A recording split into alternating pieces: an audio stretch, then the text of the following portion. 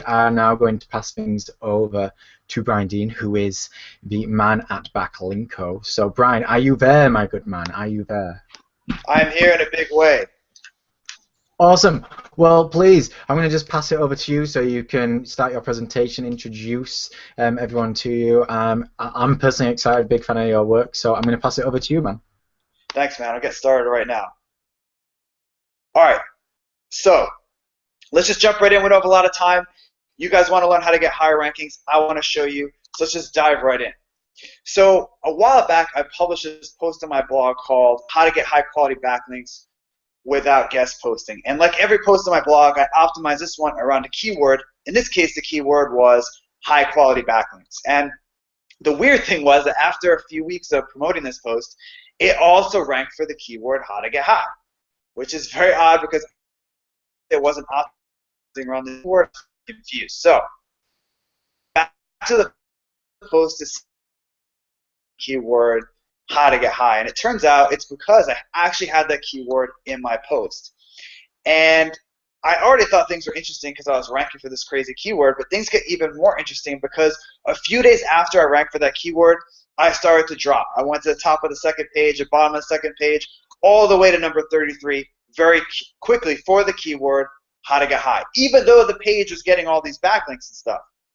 So it didn't really make sense to me because I always knew and thought that more links equals higher rankings 100% of the time. But I was seeing the opposite happening right here. And the answer comes from someone named Stephen Levy. He's a tech author that went to Google a while ago. And he basically interrogated the search team to figure out how Google worked in terms of the people. And he also learned some stuff about the algorithm. He learned that, and he publishes this in his book, In the Plex. And he learned that Google could see how satisfied users were. So forget links, forget on-page SEO. They could see how satisfied users were. How? They use something called the long click. So the long click is basically when someone clicks on your result in Google and stays for a long time. This sends a message to Google that your page is a good result, so they're going to rank you higher, right? I have something called short clicks, which Google calls pogo sticking, which is where someone clicks on your result and clicks back right away. So that's the complete opposite, right? And this tells Google the opposite, that your page isn't a good result for that keyword. So let's go back to my post about high quality backlinks, also known as the post that's all about how to get high. So in this post, you'll see that the average session duration, which is how long Google searchers spent on my page, was very different than my average. So my site-wide average was about 3 minutes.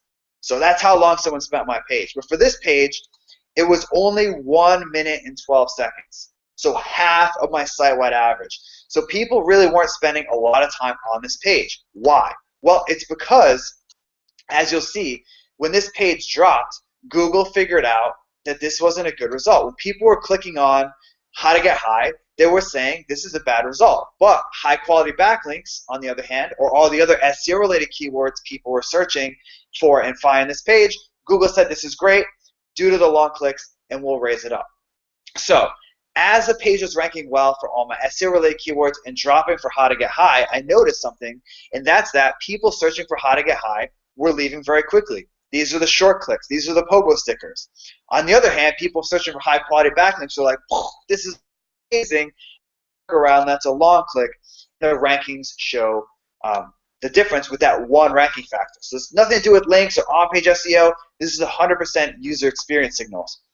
And in fact, when I analyzed 1 million Google search results, we found that there was a correlation between bounce rate and rankings. Now, bounce rate isn't exactly the same as what I'm talking about, but it's similar. People clicking on a result and leaving quickly.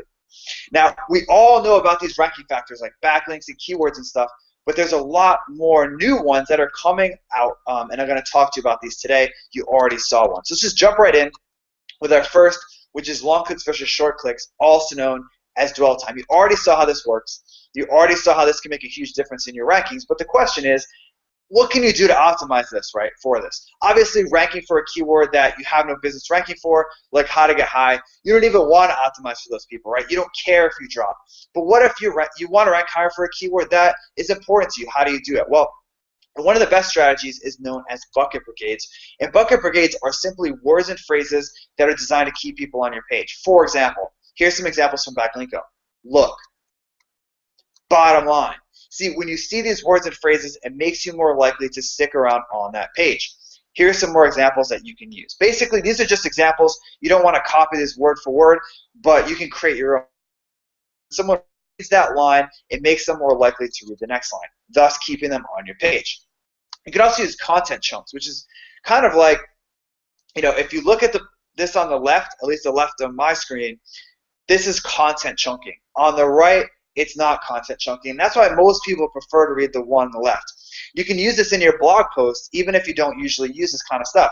Like I use call-out boxes at Backlinko, subheaders, which are a really easy, low-tech way to break up your content into chunks.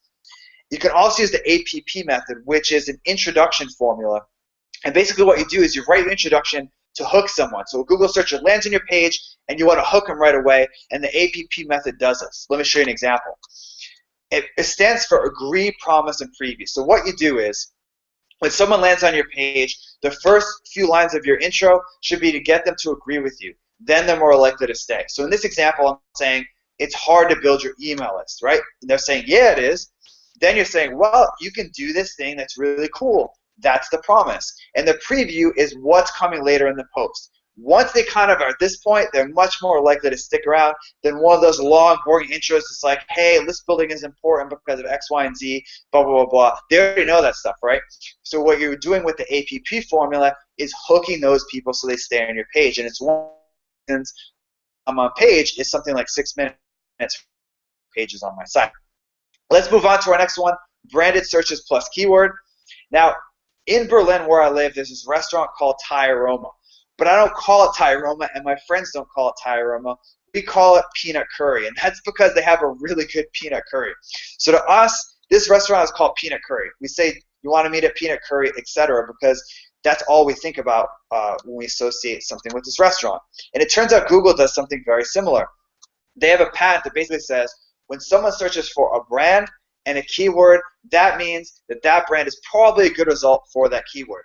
For example, in the case of peanut curry, let's say that this restaurant was ranking number 4 for the keyword peanut curry. But a lot of people started searching for peanut curry Thai Aroma and Thai Aroma peanut curry and other searches with those two things together. Google will say, Thai Aroma must be pretty good result for peanut curry, and they're more likely to rank it higher. The question is, how can you actually get more people to do this without asking people to search for your brand and a keyword? Well, the key is to be associated with one thing. So when I first launched Backlinko, for example, I was 100% associated with link building. That was everything that I published. Now I've expanded out into obviously list building, like I showed you, research, content marketing, all that stuff. But when I first started, it was link building. I had link building on my about page. When I wrote a guest post, it was about link building. My homepage had link building. And that's why even today, people still search for Backlinko link building, and it's one of the reasons that I rank well for that particular keyword. So let's move right into our next new Google ranking factor, which is organic click-through rate. So imagine that you ran a mall that had 10 stores, okay? And just like you'd expect, most people go into the first store.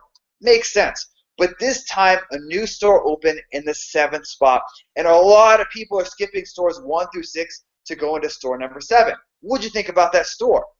It must be a pretty good store, right? If people are kind of going out of their way to get there, and it turns out that Google does something very similar. Let's say that, for example, when you search for online SEO conference, Digital Olympus was number 6. And normally, the click-through rate on number 6 result is 4%. But for some reason, it was getting 7%. So many more people were searching for online SEO conference and clicking on Digital Olympus. Google would say, Digital Olympus must be pretty awesome because people are going out of their way to click on this result. So then they would rank you higher. Let me show you another example of this from action. Rand Fishkin at 6:03 p.m. was ranking number 7 Lab. And he asked people to search for this keyword and click on his result, and within 3 hours it went to the number 1 spot. So that's obviously game this system a little bit, but how can you do this naturally to get more people to click on your results? And the key is Google AdWords, actually, because Google AdWords ads, no matter what keyword you're searching for, are tested to get clicks. They want to get more clicks so they have a better quality score. And when you include those the text from those ads in your title and description tag, your click-through rate is going to go up. Let's see an example in action. There's a post I published a while back that I forgot to do the title and description tag in Yoast, so Google just made the title and description tag for me. And it looked really bad. It was a mess. It wasn't something that anyone was going to click on. So I looked at the AdWords ads for those keywords, and I noticed that they use the words email list, something I didn't think to use. They also use words like build and grow, so I included that in my description tag, and it's one of the reasons that this ranks on the first page for the keyword list building. Moving right along into Google, Hummingbird, and semantic search. In 2010, in the old days of Google,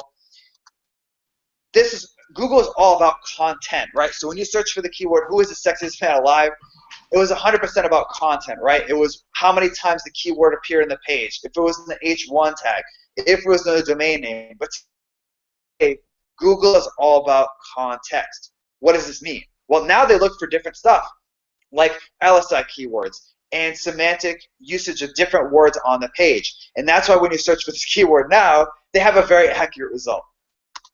Now, how can you use semantic search to get higher rankings? Well, the key is to use something called LSI keywords. And it's a fancy way of saying synonyms in closely related words. So for example, when you search for the keyword cars in Google, how does Google know that that person searching for Cars the vehicle, Cars the movie, the rock band, the Canadian aviation regulations? You know, there's a lot of pages online that include the word cars, but how do they know which one that your page is about? Well, they use LSI keywords. So for example, when they see a page like this with LSI keywords like dealers, make, car repair, neuro news, etc., it's about the cars you drive. And if they see motion picture, Walt Disney, Pixar, it's about Cars the movie. And you can use something called Market Muse to kind of find out whether you're using these LSI keywords. In fact, in the Google Ranking Factor study that I mentioned earlier, we used Market Muse data to find if there was a correlation between LSI keyword usage and rankings on Google's first page. So how do you find these besides using Market Muse? Well, let me walk you through an example. This is a post I published a while back that was targeting the keyword SEO techniques. So I searched for that keyword in Google and I noticed some terms in the searches related to section that I wasn't optimizing for. I didn't have those words on my page, but Google considered those associated with my keyword. So I went ahead and added those to my post, and it's one of the reasons that it ranks so highly. Let's move right along to content length. Back in 2012, I launched a site in this paid surveys niche. It was one of many sites that I launched at the time, and I noticed that the competition for this in this niche was very, very high. I had very little chance of ranking against these entrenched competitors. One day I noticed something very interesting, that all the pages that were ranking, my competitors were ranking, were really short. They only had about 300 or 400 words in them. So I realized that I could write something longer. And I also noticed that there was this study that found that longer content tended to rank better. This is an older study from probably 2011 that came out that found a correlation between longer content and ranking on the first page. So I said, I should probably write some longer stuff. So I published a long page, and it's one of the reasons that that site grew so fast. And again, with this million ranking factor study that I mentioned earlier, we found a correlation between longer content and first page Google rankings. So how can you do this? How can you write longer content? Well, you just need to write longer content, right? There's no secret here. There's no ninja trick. You just have to write longer stuff. And that's really all there is to it. That's because Google may have an inherent preference for longer content, but longer content also tends to generate more shares. And Jonah Berger, who's a professor at the University of Pennsylvania, looked at the New York Times most email list, and he found a correlation between longer content and rankings on the first page. BuzzSumo also analyzed 1 million articles and found the same thing. Longer articles tended to get more social shares. Now, you know about these old ranking factors like backlinks and keywords and anchor text that are still important.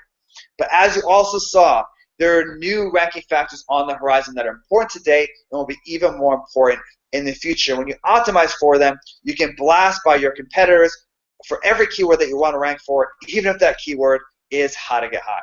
So, thank you. Wow. Oh my God. Brian, I love it. Thank you so much for all that amazing content there. A great, great thing.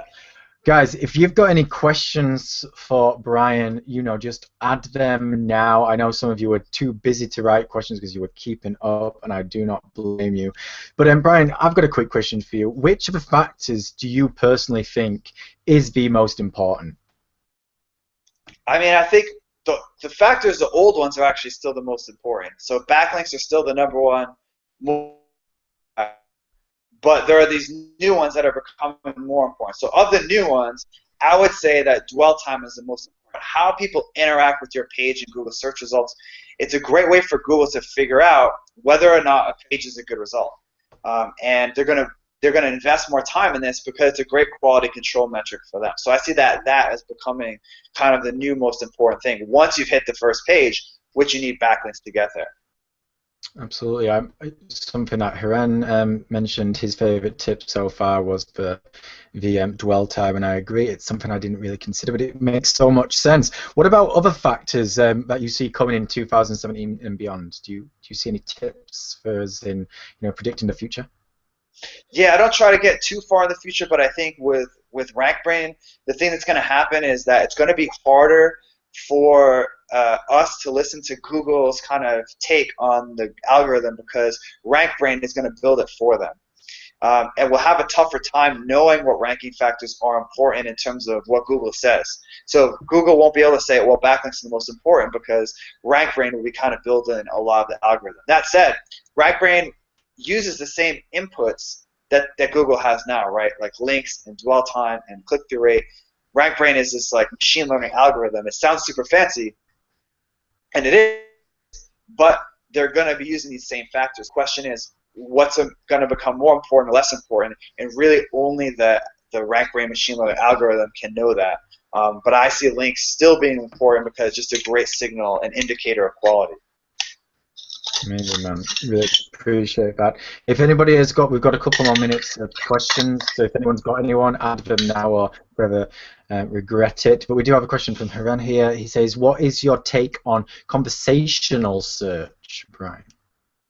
Yeah, I think that's something that it's very niche dependent because, for example, in my case, in B2B, there isn't a lot of conversational search because most people are at work on their desktops searching. Like my mobile traffic to Backlinko is only like 15%. And from most sites like The Guardian or Pinterest, it's like 85 plus, right? In that case, those people on mobile devices are going to be using conversational search a lot more. How I see conversational search is basically you still want to optimize around a target keyword, make that page awesome, get a ton of links to it, and then when people have conversational search terms around that topic, Google will still want to show you. Because you can't really optimize for conversational search because people say things in all sorts of crazy ways when they search, and you can't predict it. It's kind of like those really long-tail keywords that are like 8 words. You can't optimize for them in particular, but you can create a great piece of content around that topic. Then when someone searches for this long thing, Google will kind of distill it down as like, okay, that person just searched for like, what is the best fish restaurant in Lisbon for gluten-free? And they'll distill that down to the topic of gluten-free restaurants in Lisbon. And if you're the best result for that keyword, they're going to show it. I wouldn't really worry about it too much. Fantastic. Well, if we've got any more questions, guys, add it now. We are going to move on. I think we do have a very quick one. DA and PA is a good metrics for a link, or do you suggest any other? That's again from Hiren. So that's a good question. So I actually suggest using the eyeball test. So a DA, PA is good, but nothing beats the eyeball test. So when I evaluate a link, if the site looks good and it's relevant, I go for it. I don't spend a lot of time on metrics. Okay. Fair enough, and we'll do one more question before we do an ad break and split off to hear some words from the sponsors. But Andrew Gertz has asked, any thoughts on getting links for not so sexy content like product category pages on a site that aren't likely to get that many external links? What are your thoughts on that, Frank? That's a really good question and a legitimate concern. Luckily, I've written 2 guides that can help you with that problem. So if you search for Backlinko e-commerce SEO, a lot how to build links to product and category pages on e-commerce sites. Sorry, Brian, in terms of like repeat that last bit? Sorry, no Brian, problem. So if you search for no worries. How am I now? He's coming through good. Okay, so if you search for Backlinko e-commerce SEO, I wrote a guide that has a lot about e-commerce SEO, but also has a particular section on link building for product and category pages. So that should help you. Perfect. Well, thank you so much, Brian. I learned a great deal. I'm sure everyone else has, and I'm sure if anyone has any more questions, add them into the chat box, Brian. I'm sure we'll answer a few and stay online for a little bit longer. We are now going to have a break for